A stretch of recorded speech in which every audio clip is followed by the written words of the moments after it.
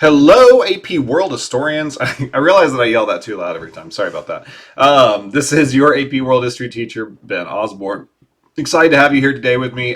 We are finishing up Unit 2 with 2.4 to 2.7. This is going to be the Trans-Saharan Trade Network and then just kind of like some comparison stuff. So this is sort of like wrapping it all back up together. So we'll be talking a little bit more about the Indian Ocean Trade Network as well as the Silk Roads as well. So let's go ahead and get into it without any further delay.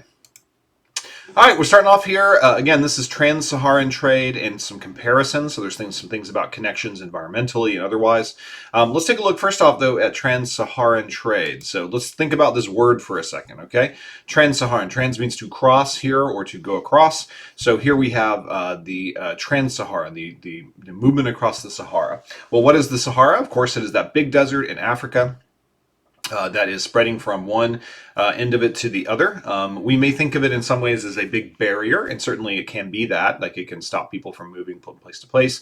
But also, interestingly enough, it is a place that is a connection as well, because there are routes across it. There are like oases and places that people can stop along the way, so they can make it from one end to the other. But pretty much whenever there are goods and things from one side or the other that the other side wants, we're going to see that there will be movement across those zones. So for example, in Africa here, we are going to have a lot of gold as well as salt and other things like that people want in Europe. And then Europe has some goods as well that Africans want. And so that means that there will be some trade that's going to go across from one location to another. You can see in this map some of the different ones that there would be. Mostly, again, it's going to be kind of West Africa, but you can also see some of the arrows are going to extend over towards Egypt or other places. So there is some of that kind of trade going one way, going both ways, going to the east-west and north-south. But the north-south is kind of the slightly bigger one there. Also, because of the creation of these trade routes, we're also going to see the creation of new states. We kind of know that from the Indian Ocean trade and others. But one of the biggest ones here is going to be Mali. So we are going to start off before this time period, about 900 to 1200, with a civilization called Ghana. And then Ghana will be replaced essentially by Mali. Now, Mali is also the name of a modern-day country that is in the same general area, so don't get those confused. But this is the Empire of Mali here. And we'll talk more about it in just a second, but it is a very important trading location for trading these goods back and forth. And again, it's going to kind of rise because of the power of trade. It will need to regulate that trade, and so it will rise as a result of that. And you can see some of the art there with that horse with the rider on it from that area. All right, check out my friend up here. So as states grow, they encourage trade. Again, we saw that with Mali. As trade grows, it encourages states, right? It's kind of a mutual thing here. So the more trade you have, the more need there is for a state. The more states there are, the more that they want to encourage trade. So it kind of builds upon itself into this kind of cycle. The introductions of camels and the camel saddle will expand trade.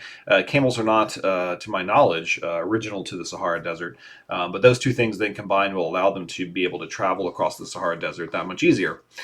Spread of Islam, as we saw with the Indian Ocean Trade Network, is also going to unite the area. It makes trade a lot easier as people have this common religion between them.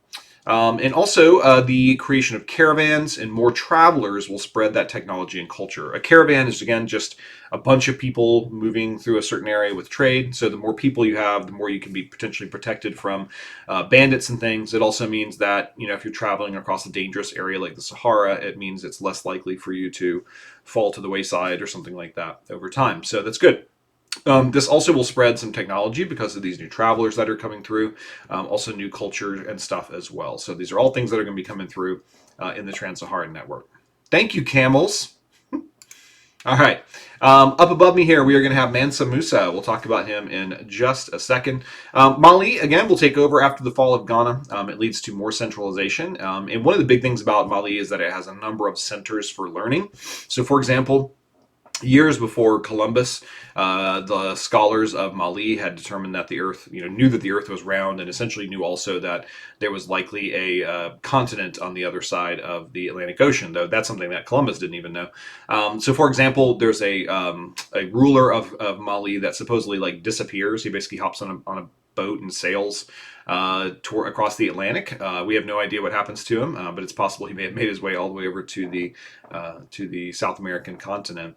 But one of the most famous people here is a guy named Mansa Musa. So the founder of Mali is a guy named Sundiata, and then they have kind of an interesting political system. They definitely have like certain families that are going to be favored for being in charge, but it can vary a little bit on who that is. And so in this case, then we have this person who is going to end up being in charge. This guy is probably the richest human being in the history of the world. Had so much money that it sort of like ceased to have any meaning to him anymore. Like he wanted for nothing essentially. So he would end up spending a lot of his money on like public works and good things like that because that's beneficial. He didn't really want like goods or items or whatever. He is in fact so rich that when he takes his Hajj to Mecca, because he was a Muslim, he is going to end up spending a lot of money along the way. He will wine and dine local people along the way. When he reaches Egypt, for example, he ends up spending so much gold that it actually kind of disrupts the Egyptian economy a bit. That should just go to explain and help you understand just how rich this dude actually was. Mali is one of the beneficiaries of this in-depth trade. So again, they're going to sell gold, salt, forest products, stuff like that is what they're going to be selling back across the Trans-Saharan trade network. All right. So what are the cultural consequences and connections? We're looking at a bigger perspective here. These are all these trade networks then. Culturally, again, as we've said multiple times, culture will spread. Religion being one of the big factors here that's going to spread. Religious spread reinforced the rule of certain groups. It tended to consolidate power in certain areas. So as it spreads, it will tend to continue to spread. And certain religious groups and certain people affiliated with those religious groups will end up gaining some power. We will also see some fusion of religious and cultural concepts as well. So we talked about this in unit 1, when we talked about Neo-Confucianism, for example. So, for example, when Buddhism is traveling along the Silk Roads, it will end up, slamming hard up against the Confucians, and the Confucians will end up creating Neo-Confucianism and adapt their religion just a little bit. We also know that Buddhist sects like Chan or Zen are created due to contact with Taoism. So as Buddhism comes to China and interacts with Taoism, they adopt some of the concepts of Taoism to their religion as well. So we'll see a lot of that kind of stuff, that blending over time, some fusion over time from these different connections also. Hinduism will spread to Southeast Asia due to trade also, so this is unusual in some way. The temples, though, actually have Buddhist influences. So we'll see, like above me here is Angkor Wat. It is a Hindu temple in the middle of Cambodia, though Cambodians are not Hindu anymore, but this Khmer Empire was. But these temples do kind of have some Buddhist influences to them as well. Spread of technology also increased trade as well, so the lateen sales, which we mentioned in the Indian Ocean Trade Network video. All right. Now, one of the interesting things here for us is environmental consequences. Now, I think a lot of times when you say like environmental consequences, I think people end up having this perspective that it means like pollution or air control or something like air quality, air pollution, that kind of stuff. And that certainly has that meaning, but environment in a sense really just means like environmental consequences means things related to the earth, related to the land, the air, that kind of stuff. So if we talk about like pollution, that is environmental because it changes the environment, right? But another way that environment can change is through the introduction of things like new plants, new animals, stuff like that. So if you think about, for example, the Americas, which we'll cover later, with the introduction of horses and stuff, has a huge environmental consequence on the population. In this case, then, we have a couple of environmental changes also. So we see, for example, sugar is going to move out into new areas. And then when people plant that crop, they plant sugar in lots of different places. That is going to end up having a huge effect on the local environment. It also has effect on cultural environment stuff too, which we'll get to later. We also have bananas. Bananas end up moving over to Africa, as you can see there. They're not native to Africa, but they end up becoming a significant, not huge, not like the most, but a significant portion of diets in Africa. A lot of people eat bananas for that, for example. We also have some things like citrus fruits and stuff. Oranges are going to move. Champa rice, which we talked about a lot earlier in like Unit 1, that rice being moved up into China is going to increase the amount of people that are being born there and the way that they are, getting their calories and stuff. But one last one, of course, is plague. So disease is also going to affect things here. As you can see in this image, it's kind of in like southwestern China, probably. We're not 100% sure where this originates, but we think it's probably from that area.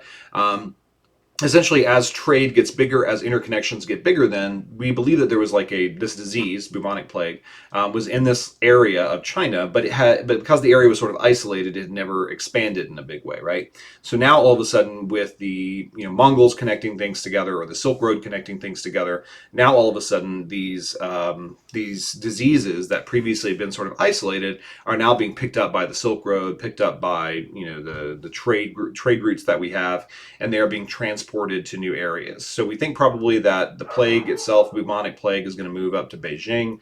Then you can see it will move across the continents there, all the way over to Europe, and we'll see a little bit more about what happens in Europe there a little bit later. Also, my dog is barking in the background, so that's nice. That's always good when you're trying to make a video. All right. Let's check out a little bit more detail here, though, and a couple of other things that are sort of interesting. Expansion of trade leads to expansion of environmental damage, though. So, like we see, for example, in Zimbabwe, which is also known as around the building that they have called Great Zimbabwe, that Zimbabwe will decline due to overgrazing. So that's one example of a civilization that ends up being damaged by the environment. So as trade comes to Zimbabwe, they try to do things to increase that trade. More people come to live in Zimbabwe, in Great Zimbabwe, and in the process of doing that, then they essentially outstrip all of their ability to have all those things. So it causes overgrazing. In Europe, a lot of people are going to cause deforestation for fuel because they want to burn things. This is before coal really becomes a thing, as well as soil erosion because of increased farming. So these things will cause damage as well.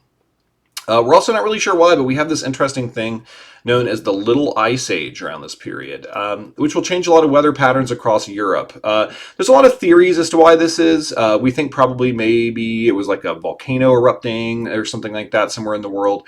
But regardless, and it does have an effect around the world, but it seems to really affect a lot of things in Europe instead. So if you look at this little map here above me, you can see sort of the average temperature, it's a sea surface temperature over that time period. So for example, about 500 or so, it's a little bit cold, and then we can see it goes up again during about the thousands or so, medieval climate optimum. So we'll see a lot of people start being born then because food is easier to get. And then what we'll see is that around, I guess that 1600 or so, you'll see a big dip there that takes place. So it gets colder there for a little while. It's quite a bit though. It's a good 300 years or so. You're going to see colder temperatures across Europe, and so this is known as the Little Ice Age. It got cold enough there that you could do things like on the Thames River, which is in London, it would freeze over, which is something that does not really happen anymore. And it actually froze over for so long that people set up little markets and stuff on it. It was really frozen. Lots of places across Europe end up having this same effect, and it is pretty problematic. As we mentioned that map a minute ago, also connectivity will spread disease as well. For example, the bubonic plague. We also know of it as the Black Death. It's a little different depending on what it is. One of the problems that we have as historians looking at diseases is that people don't really understand diseases back then. So, if somebody dies of some disease, they may just call it, some silly name, but we don't know exactly what it is. So the Black Death is the name for what was going on in Europe, which we know today is linked to this bubonic plague that was sweeping across Europe, and it gets really bad. So we're pretty sure that the way that it came in here is that it came in across the Silk Road and then on board ships that would transport goods. So you can see all around the Mediterranean, then you can see when it comes to the Mediterranean because it's coming to those regions. Whereas some places that are a little bit removed from it, so you see kind of there in central modern-day Poland area, it never really comes to that area very much, pretty unaffected because of its distance from these regions and from these trade routes. So bubonic plague is spread by fleas that are on rats. So if you have rats on a ship, they have these fleas, they travel to a new place, the rat gets off, the fleas get off, they bite people, and it causes problems. It's called bubonic plague because you get these things called buboes, which are little swollen parts of your body. They are related to your glands. So typically when you get bitten by the flea, whatever the closest gland that you have is going to blow up into these buboes that are these big kind of horrifying things. And some versions of it, you end up they turn black basically, and they will rupture. It's pretty bad. had. And so that is what's going to end up where it gets its name from. But you can see it spreads throughout large portions of Europe here, and it kills off a lot of people. I mean, I don't remember the exact numbers here, but we're talking 30% or something. In some places as high as like 80 to 90%, like depending on the town or the city that's in that area. Again, you don't want to make too many connections in history. I mean, connections in history are important, sorry, I should say that, but you don't want to do exact comparisons all the time. But, we sort of have a situation right now. This is in 2021 that I'm recording this, and of course we have the COVID pandemic going on right now. Similar circumstance. It is started in China, that's where it comes from, and then it spreads around the world on airplanes and ships and everything else as people move from location to location. So we see a very similar pattern today. The increased connectivity of the world is going to allow for things like religion or diseases or cultural ideas or any of that kind of stuff to spread in ways that it had not before. So as it was then, so it is today in so many ways. All right, well, hope you enjoyed this video okay. Hope you all are doing well out there. Thanks so much for listening, and we'll see you next time. Bye-bye.